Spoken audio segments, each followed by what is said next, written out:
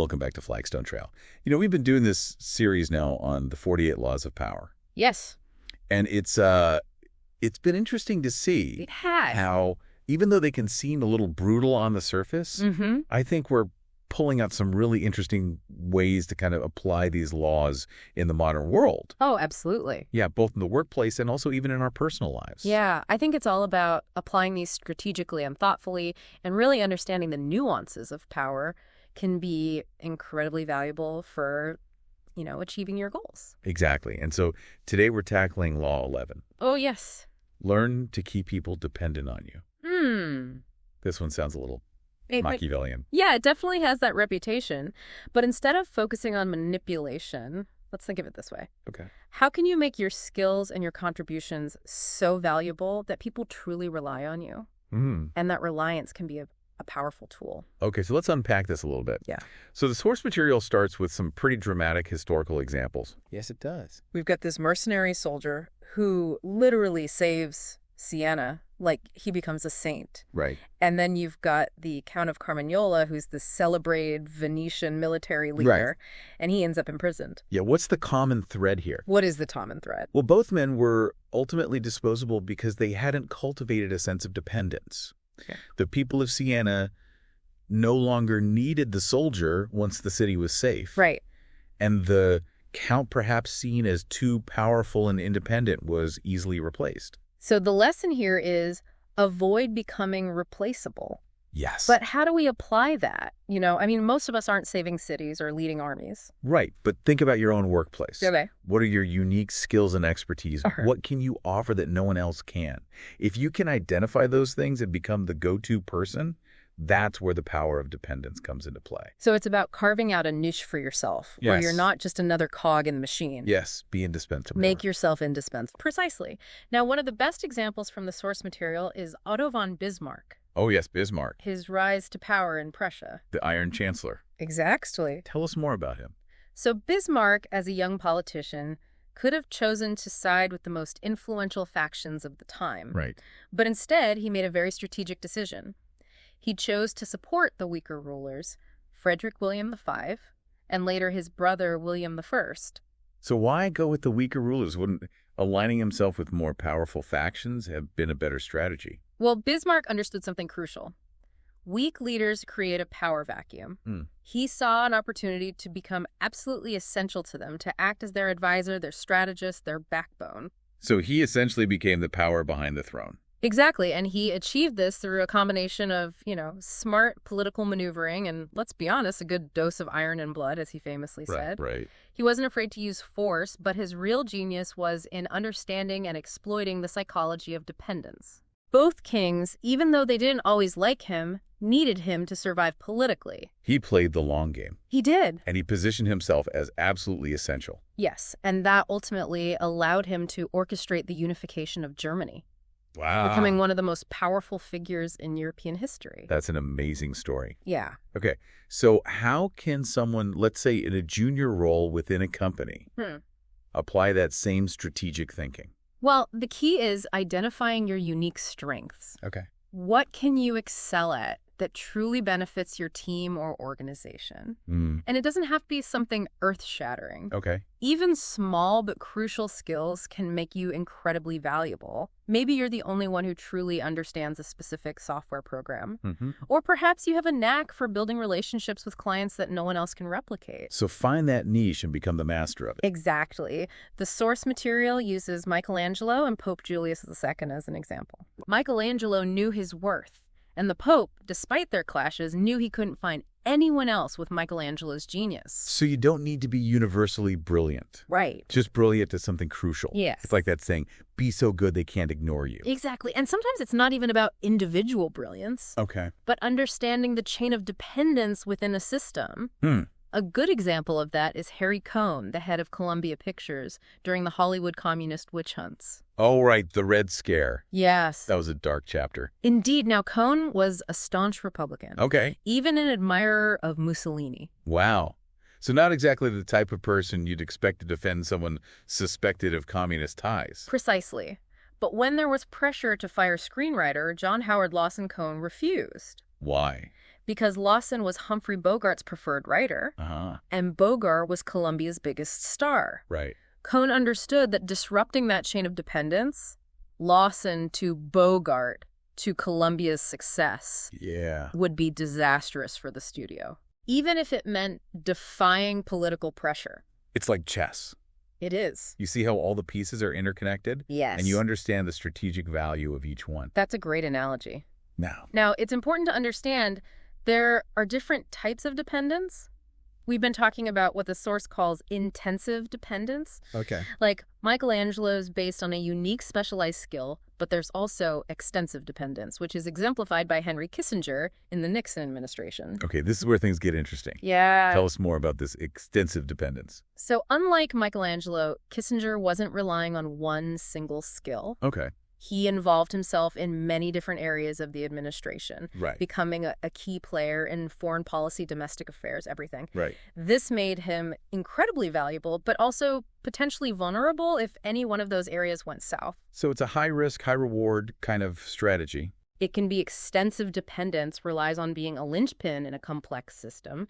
It can grant you immense influence, but it also requires constant vigilance and adaptability. Right. One misstep and the whole house of cards could crumble. So I'm starting to see the nuances of this law. Yes. It's not just about making yourself indispensable. Right. But also understanding which type of dependence best suits you. Exactly. Your personality, your goals, and the specific environment you're in. You're absolutely right. Now, there's another, perhaps more shadowy path to dependence, the secret intelligence tactic. Ooh, that sounds intriguing. Tell me more. Think about historical figures who held positions like ministers of secret police. Okay. They accumulated power by knowing things others didn't. Secret scandals, sensitive information. Okay. This made them incredibly valuable, even feared by those in authority. Classic example of knowledge being power. Yes, but as the source material points out, this path can be riddled with paranoia and insecurity. For example, Louis XI of France nearly had his court astrologer killed after a particularly accurate prediction. Wow. Because he feared the man's knowledge. So it's a double-edged sword. It is. The very thing that makes you indispensable, Right. possessing sensitive information, can also make you a target. Exactly. And this brings up a crucial point about the nature of dependence. It doesn't equal love. In fact, those who depend on you might resent, even fear the power you hold over them. That is so crucial. It is. Because I think we often fall into the trap of, in the workplace trying to be liked by everyone. Right. And this law suggests that maybe a healthy dose of respect or even a little bit of fear might actually be more effective. It can be. In solidifying your position. You've hit the nail on the head. It's about strategic dependence, not about being everyone's best friend.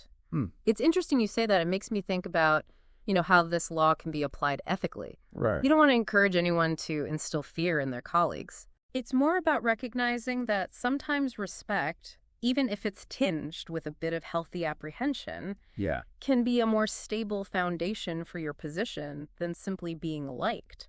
Right. It's about people understanding your value. Yes. And the potential consequences if you were to, say, leave the company or move to a different team. Exactly. But it's not about holding that power over people's heads or using it to manipulate them. Right. It's about strategically positioning yourself as an asset people naturally gravitate towards because of the value you bring. Yeah, this whole discussion has really made me rethink my own approach to work. I think sometimes we get caught up in trying to please everyone to be the nice guy. Right.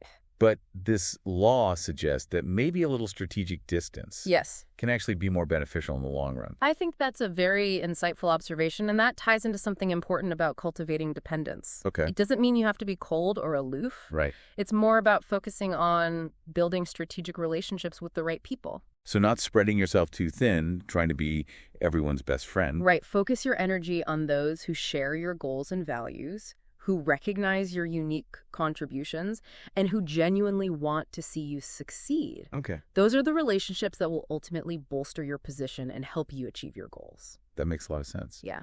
I think we've all experienced situations where someone on a team, right, or even in a social group, just seems to have this natural influence. Yeah. They're not necessarily the boss or the leader. Right. But they have this aura of respect, and people naturally gravitate towards them. That's a great point. And often those individuals have perhaps unconsciously mastered this art of strategic dependence. Yeah. They've made themselves essential not by demanding attention or trying to control others, Right.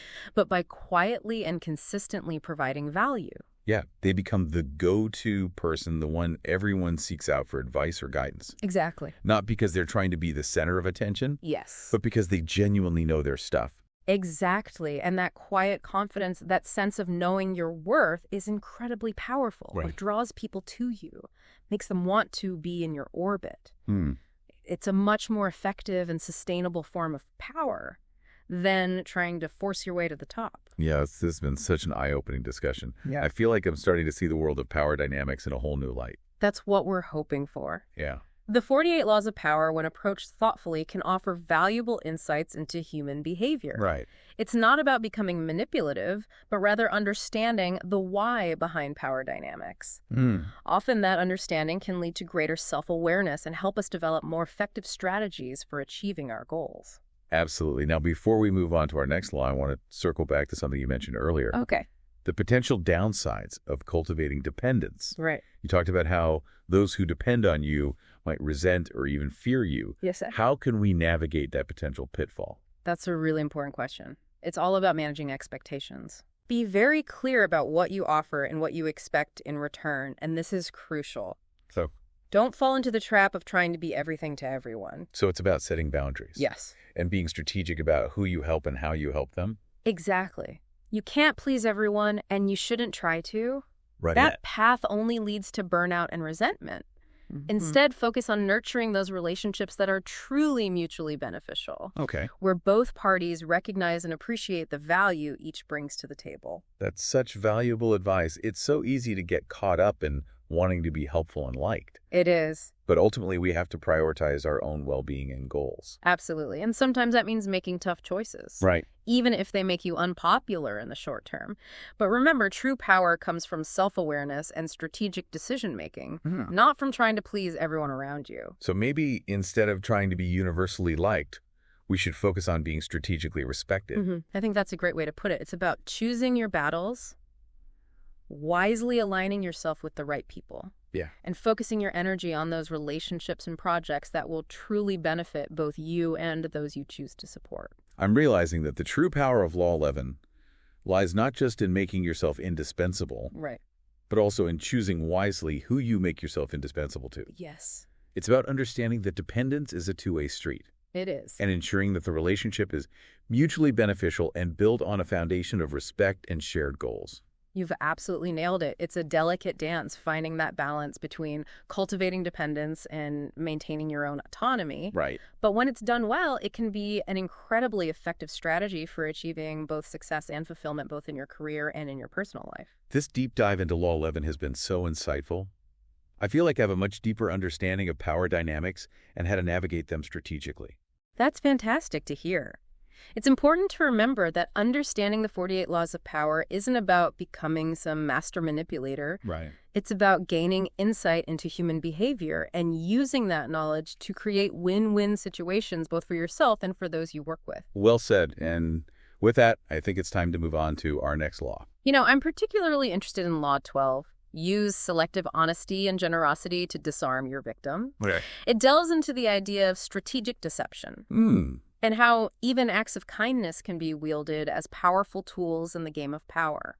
That sounds fascinating. Yeah. I'm curious to hear your take on this one. Okay. How can honesty and deception coexist? Well, it's all about timing and intention. Okay. The source material argues that a single, well-placed act of honesty can actually mask a multitude of less than forthright actions. It's about creating a perception of trustworthiness, which can then be leveraged strategically. So it's like you're making a deposit in a trust bank. Yes. You make a genuine, generous gesture. Yeah. And that buys you a certain amount of leeway in future interactions. Think of it as building up a reservoir of goodwill Okay. that you can draw upon when needed. It creates an aura of trustworthiness, Right. which can lead people to lower their guard. I see, but isn't there a risk of being seen as manipulative if you're using honesty strategically? There's always a risk, for sure, but the key here is selective honesty. Okay. The source material emphasizes understanding your audience. Finding that weak spot where a well-timed act of honesty or generosity can have the greatest impact. Right. It's not about being a saint. It's about being strategic. That makes me think of those classic con artist stories Right. where they gain someone's trust by doing something seemingly selfless, Yeah. like returning a lost wallet, Right. only to later pull off a much larger scheme. That's a great example. It's that element of surprise. Right. The unexpected act of kindness that can throw people off balance. Right. And remember, generosity doesn't have to be material. It could be offering valuable advice, making a helpful introduction, or simply being a good listener when someone needs it most. So it's about understanding the various currencies of trust Yes. and knowing when and how to spend them wisely. Now, the source material makes a really interesting connection between this idea of selective honesty Okay. and the concept of the Trojan horse. Wait, like the giant wooden horse from Greek mythology? Yes. How does that relate to honesty? Well, the Trojan horse was essentially a deceptive gift. It appeared to be an offering of peace, a tribute to the gods. Okay. But concealed within it was a hidden army that ultimately brought about the fall of Troy. Right. Similarly, a well-timed gift, Yeah. a seemingly selfless act of generosity, Right. can be used to disarm an opponent and gain access to their defenses. Wow, that's a powerful analogy, like the saying, beware of Greeks bearing gifts. Exactly. The point is that not all acts of generosity are created equal. Right. Some are genuine expressions of kindness, while others are carefully calculated moves in a larger game. The 48 laws of power encourage us to be discerning, Right. to understand the motivations behind these gestures, both our own and those of others. This whole conversation is really making me rethink my assumptions about power dynamics. Yeah. We often equate power with dominance, Right. with forcing your will on others. Right. But this law suggests that power can also be about subtle persuasion, using strategy and psychology to achieve your goals. I think you're spot on. The 48 laws of power at their core are about understanding human nature. Recognizing the levers of motivation and using that knowledge to your advantage. Often the most effective strategies are the ones that are least obvious, operating beneath the surface of conscious awareness. It's like we're pulling back the curtain and revealing the hidden machinery of power, Exactly. the subtle forces that shape our interactions and influence our decisions. Precisely. And the more aware we are of these forces, the more effectively we can navigate them, whether in our personal lives, our careers, or even in the broader social and political landscape. I feel like this deep dive into Law 11, learn to keep people dependent on you, has given me a whole new perspective on how to navigate the modern workplace. It might sound intimidating at first, Yeah. but as we've discussed, it's really about understanding value leverage and strategic positioning.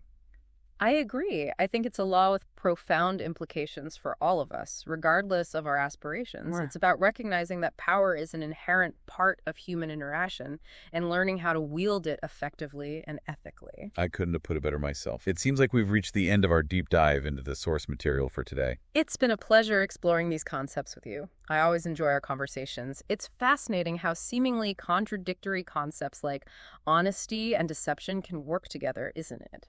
It is interesting. Think of it like this. You're not trying to deceive people about your core values or intentions, but you are being strategic about when and how you reveal certain information. Okay, so it's more about being a savvy communicator Yes, than like a straight-up manipulator. exactly. It's about reading the room, understanding the motivations of the people you're dealing with, Okay. then using that knowledge to frame your message in a way that resonates with them. It reminds me of that saying, you catch more flies with honey than with vinegar. That's a perfect analogy. Right. Sometimes a little bit of sweetness, a gesture of goodwill, Yeah. can go a long way in disarming someone and making them more receptive to your ideas.